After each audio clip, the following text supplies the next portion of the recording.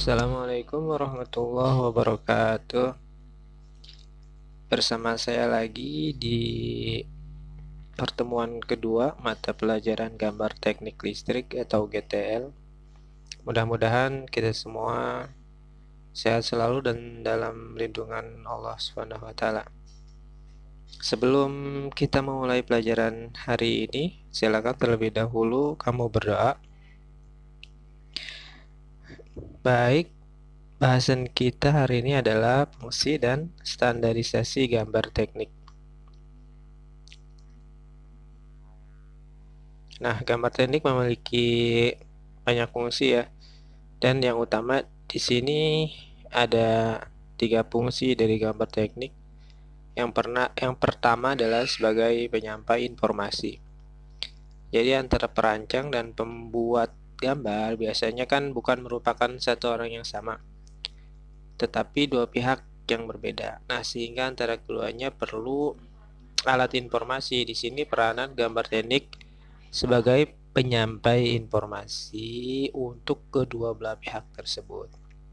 Begitu. Kemudian fungsi yang kedua adalah sebagai arsip atau bahan dokumentasi. Gambar teknik merupakan dokumen yang sangat penting bagi dunia industri untuk digunakan sebagai informasi bagi pengembangan suatu produk misalkan. Jadi sewaktu-waktu digunakan, jika terdokumentasi dengan baik, rancangan gambar dari produk tersebut bisa dengan mudah untuk didapatkan kembali. Kemudian sebagai konsep atau suatu gagasan seorang perancang untuk membuat benda-benda teknik atau produk mula-mula berupa konsep dalam pikiran. Nah, konsep dalam pikiran itu kan sifatnya abstrak ya. Nah, kemudian dituangkan dalam sesuatu yang nyata dalam bentuk gambar teknik gitu.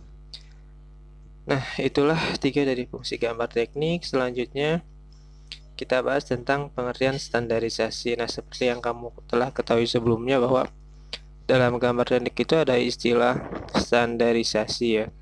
Apa itu standarisasi gambar teknik? Nah, standarisasi dalam gambar teknik adalah aturan-aturan yang disepakati bersama antar orang per orang atau antar organisasi atau perusahaan, bisa dalam lingkup satu negara atau antar negara. Kalau dalam satu negara berarti namanya standar nasional. Kalau antar negara namanya standar internasional. Nah, fungsi dari standarisasi itu apa sih?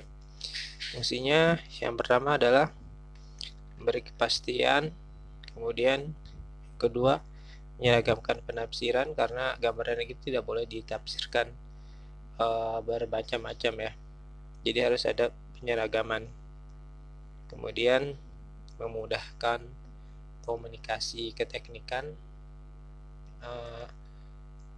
Yang keempat, memudahkan kerjasama antar perusahaan, antar organisasi yang terkait dalam hal teknik. Kemudian yang terakhir, untuk keperluan atau kelancaran produksi dan pemasaran. Nah, ada banyak macam-macam standarisasi yang berlaku di dunia ini ya, yang nasional di negara kita maupun di dalam masing-masing negara lain, dan juga ada juga yang berlaku secara internasional.